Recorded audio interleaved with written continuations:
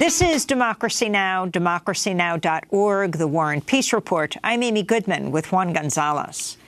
In Canada, armed forces raided native Wet'suwet'en territory in British Columbia Monday, with at least 14 arrests being reported.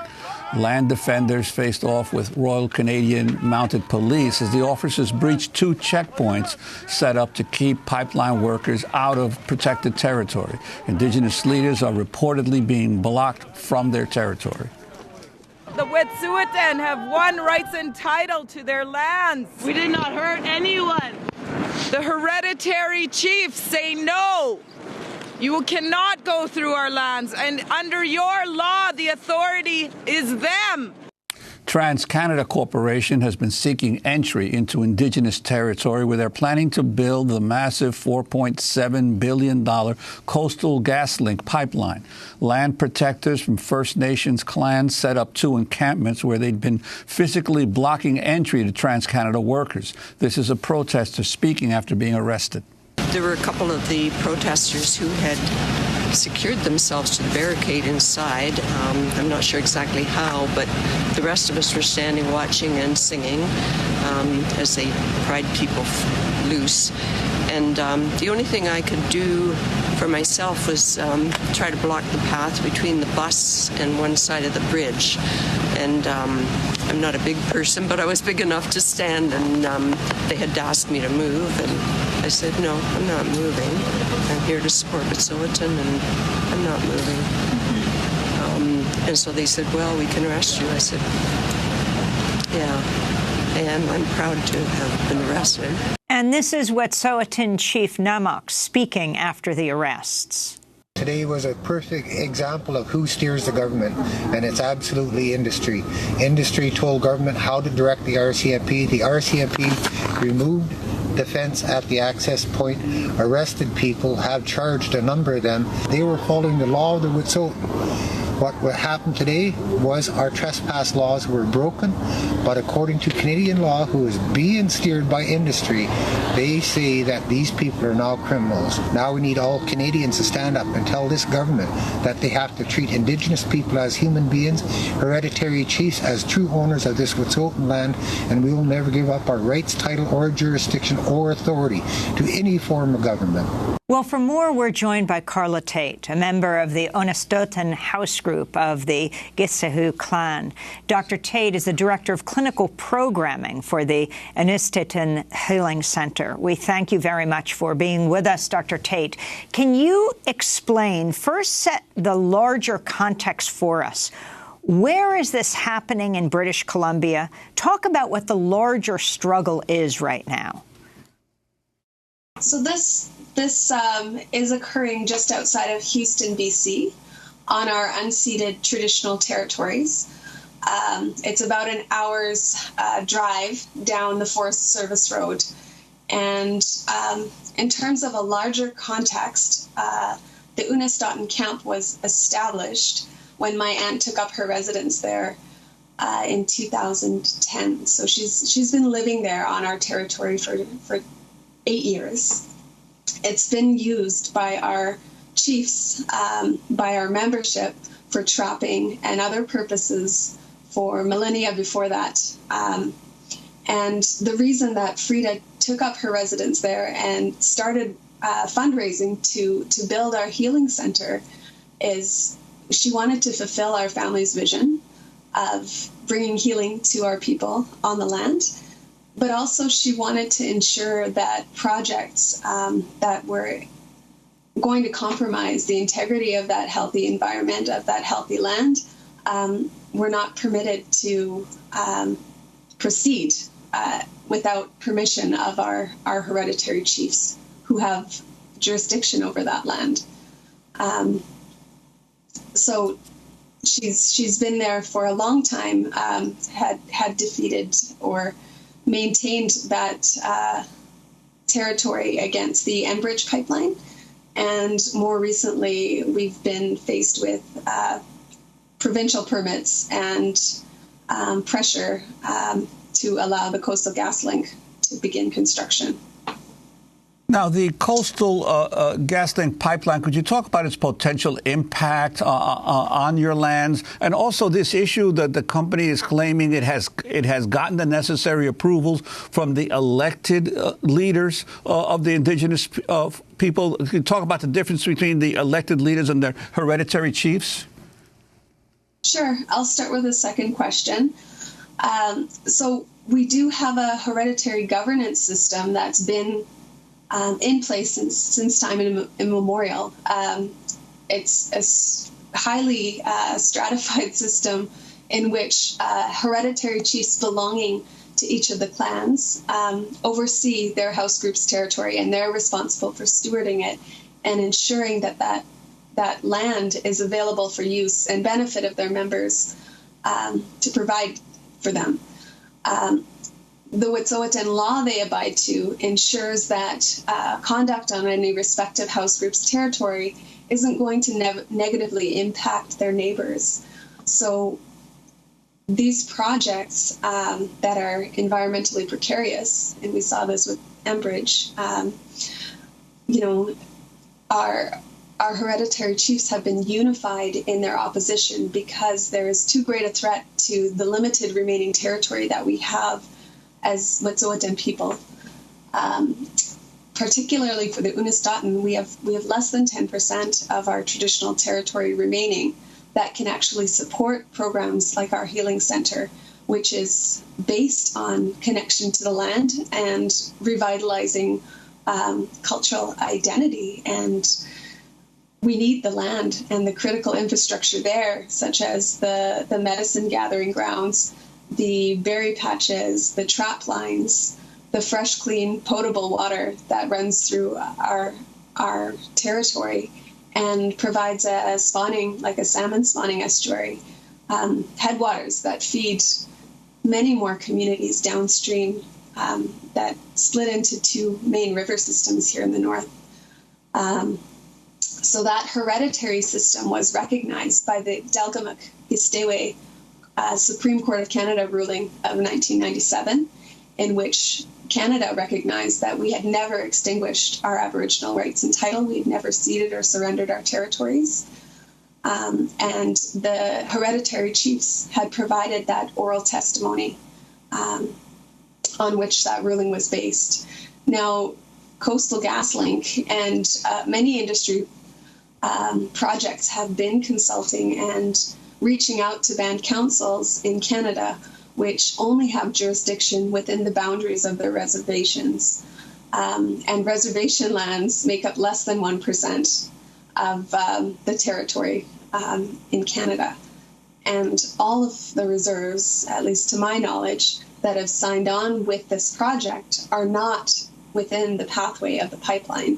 That pipeline through Wet'suwet'en territory goes through a number of traditional territories assigned or belonging to hereditary chiefs who have all stated verbally their opposition to this pipeline and have never received any meaningful consultation, nor have they given consent to this project.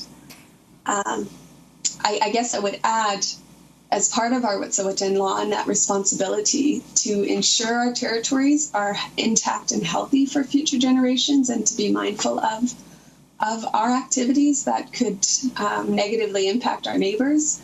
Coastal GasLink is a liquefied natural gas project. And so we're well aware that the environmental costs of fracking are huge. You know, they use up fresh water that is in limited supply in our world. And moreover, you know, those proposed pipelines do breach. You know, we heard of an explosion near another First Nation here in Canada in October, near the Claytley-Tenay community, and it caused the evacuation of the whole community. And in a remote setting like ours, where there are fragile systems in place like pristine salmon estuaries, an explosion like that could be hugely detrimental and hard for the environment to recover from, and could compromise the safety of residents at our healing centre. Karla, I yes. wanted to turn to the Canadian MP Nathan Cullen speaking on Monday. The main concern that I came up here today was to see the RCMP checkpoint denying Wet'suwet'en access to their own territory, denying the press access to what is happening further up this road here. Also seemed to me not in the interest of public safety or peace. The Parliament just a few months ago stood and voted and passed the UN Declaration of the Rights of Indigenous Peoples. If the current government thinks they can just do something in Parliament but not actually enforce it on the land, then I don't know what that vote means. So that's Canadian MP Nathan Cullen. The environmentalist, activist, author Naomi Klein, professor at Rutgers University, tweeted, "A shameful day for Canada, which has marketed itself as a progressive leader on climate and Indigenous rights. It has just invaded unceded Wet'suwet'en territory and arrested land defenders, all for a gas pipeline that's entirely incompatible with a safe climate."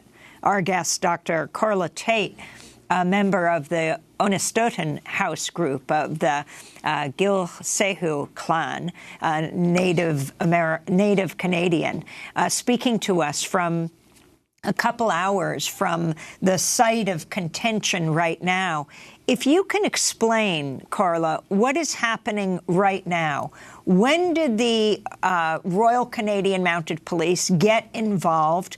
What kind of checkpoints or blockades have they set up? And describe what you understand has taken place with the arrests of, it looks like, at least 14 Indigenous people at this point. Well, to my knowledge, the police had breached the Gidimt'en checkpoint, and the Gidimt'en clan is another of the 5 clans of the Wet'suwet'en Nation. That checkpoint was erected with the support of all 5 clans and was determined in a smoke feast, which is, I guess, where our laws are enacted within our communities through the feast system. And I understand yesterday that at least 23 units of police officers arrived on site. Some of them members of a tactical response team that were dressed in fatigues and heavily armed. They blocked access for the public and anyone actually wishing to go on site at the 27-kilometer mark. And the Gidimt'en checkpoint on that Forest Service Road is at the 44-kilometer mark, so quite a ways up the road. So a lot of media weren't even able to witness how they plan to enforce the injunction. From what I heard of contacts, I know my hereditary chiefs had made efforts to go and be on our territory, to be with my aunt and my mother, who are at our camp right now on our territory, and they were denied access. Our chief Whaley and Tlaten were not able to go in. Our chief Netibis, however, was permitted to go as far as the 44 checkpoint to speak with a police liaison. None were permitted access any further. It sounded like there was a great deal of fear from those at the checkpoint, just because of the force that had shown up for a peaceful protest. I know I've seen mixed reports and adjusted reports about some burning of pallets or other things at the site. I know some of the flags that we'd prepared for the nation were damaged. So I guess I'm questioning where the arson, or who had started the arson. But I know that there were a few folks that were affixed to that gate, and there was some use of force to push through the gate, and potentially some injuries to some of the land defenders there. And I did get confirmation that Molly Wickham the spokesperson for the Gilseyhu Clan, were one of the people detained and arrested. Now, your aunt and her partner are both named in the injunction that Coastal GasLink secured from the courts. Have you had any offers of support from other First Nations in Canada or the United States, or are you asking for support from others outside the area? We've had a really good showing of solidarity and support through our Unist'ot'en Healing Centre's web page. People have been donating to our legal fund. I believe there's a National Day of Action call out that the Gilseyhu had requested, and a number of demonstrations going on across Canada and other countries, just to bring light to the fact that, we are facing violations of our Aboriginal rights and title here, and there is a great deal of force to remove us from what remains of our land, and the violation of Canada's commitment to the United Declaration on the Rights of Indigenous People.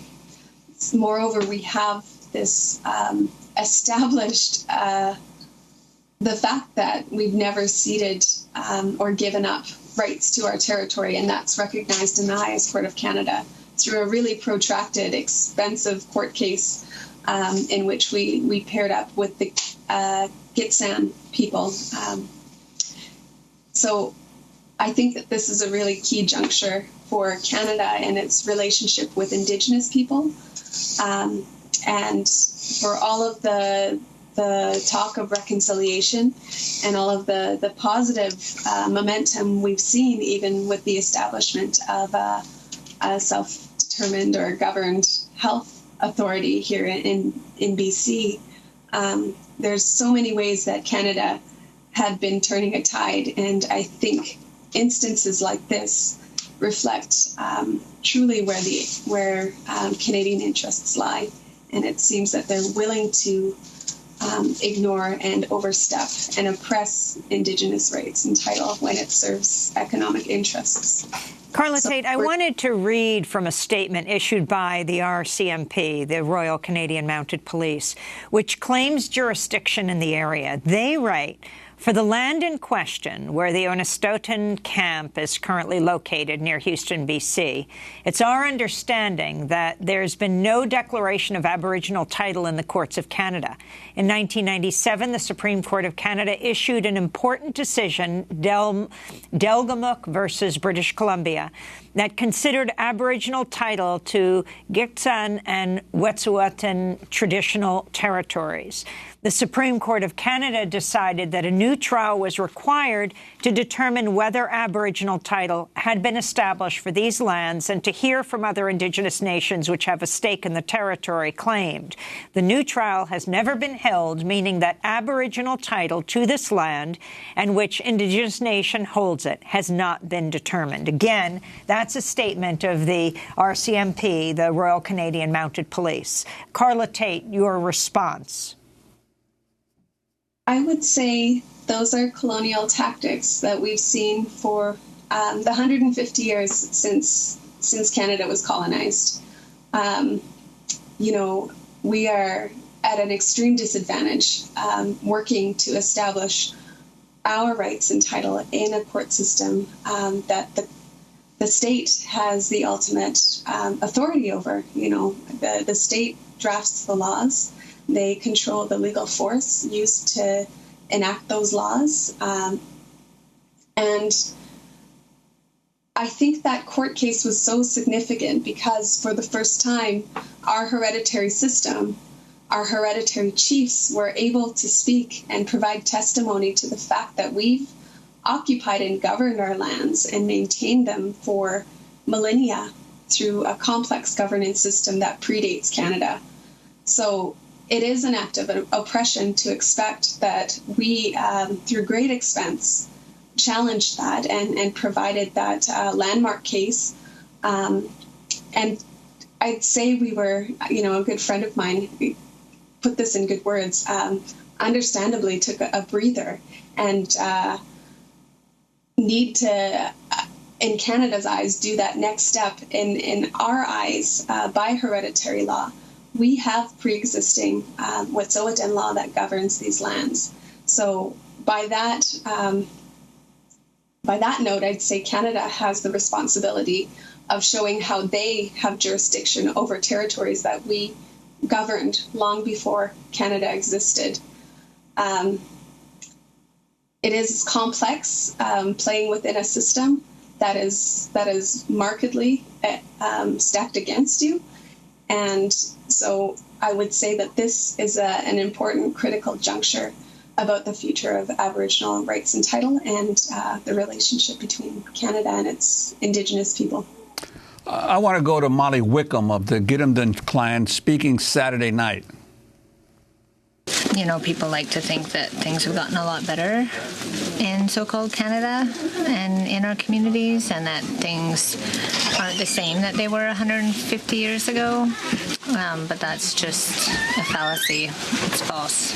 Because we know right now in this reality that the state is willing and capable of using the same kinds of violence that they've used against our people for the last 150 years here. That was Molly Wickham, the Gilseyhu Clan, speaking Saturday night. Dr. Karla Tait, your understanding is she was one of the people arrested? That's correct. She was. I think she summed it up really clearly.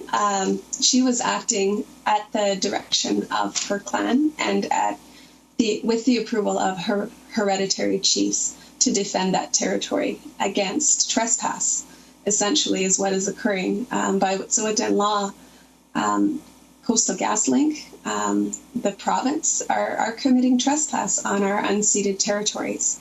They have never meaningfully consulted with our chiefs, and they forcefully removed members and guests from our territory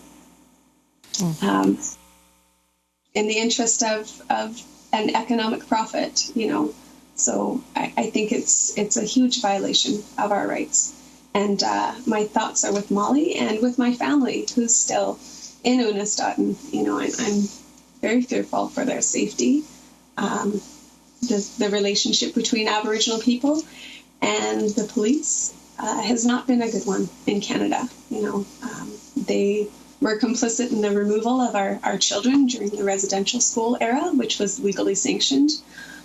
So the removal of our people from our territories, from our limited remaining territories, is, I believe, an act of violence against our people.